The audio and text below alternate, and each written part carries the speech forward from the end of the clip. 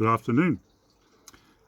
Now, this is a poem I wrote in response to the walkers on the Malvern Hills, 90% of whom seem to be a couple, and in 90% of the case the man walks in front and the woman walks behind. This is just an observation.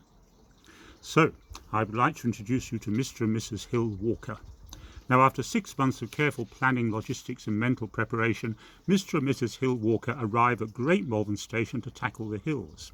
Mr. Hill Walker is confident that his new GPS will guide them safely to lunch at 13:59 precisely. Mrs. Hill Walker has other ideas.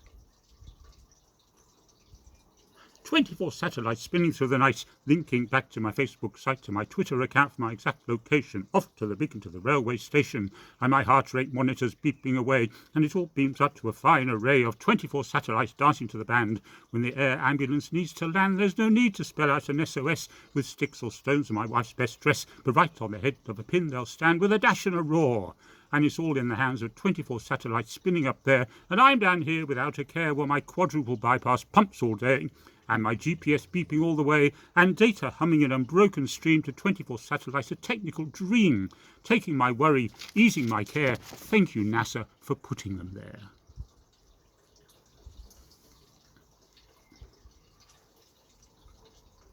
I nurtured that mayonnaise.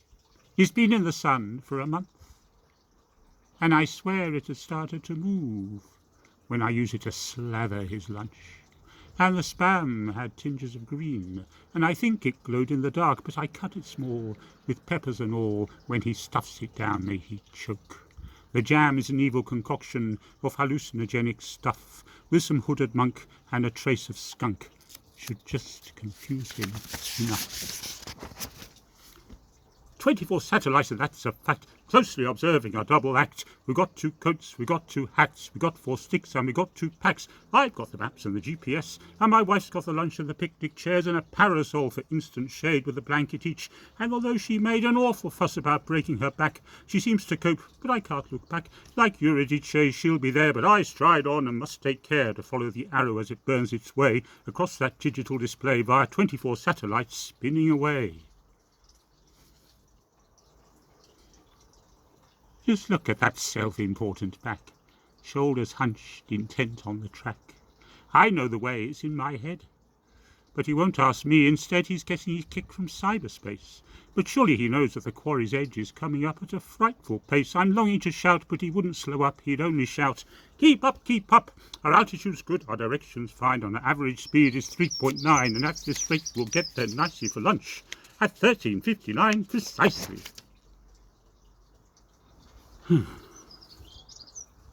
I hate this coat from the surplus store. I hate these gloves, the poles are a bore. I just passed 2 lovers, hand in hand, smiling, laughing, having fun, drifting along in the warmth of the sun.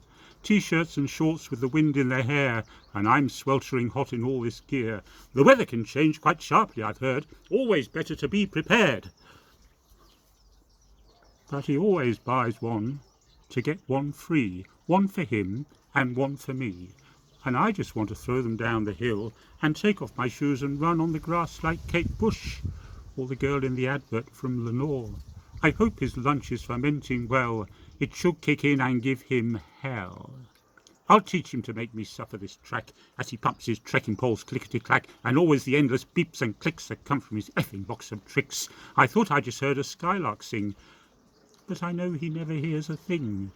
He never turns to just say, hello, or to ask if I know the way to go, or if this ton of useless pack is grinding into my aching back.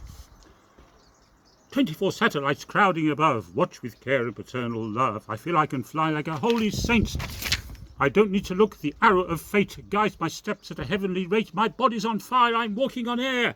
Oh my God, the ground's not there.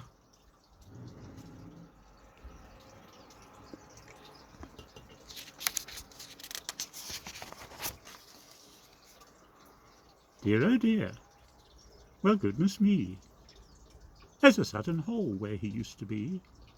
Perhaps I won't need the putrid spam, or the hallucinogenic ham. In the end, he just walked into space. I threw them after him, just in case he needed a snack while he lay on his back. And I followed it up with that dreadful pack and my boots and sticks and gloves and hat, and I'm lying here with the wind on my face while mountain rescue roar and race. I murmur, dear, I'm sure you were right, but 24 satellites, just like me, couldn't give a shite. R.I.P.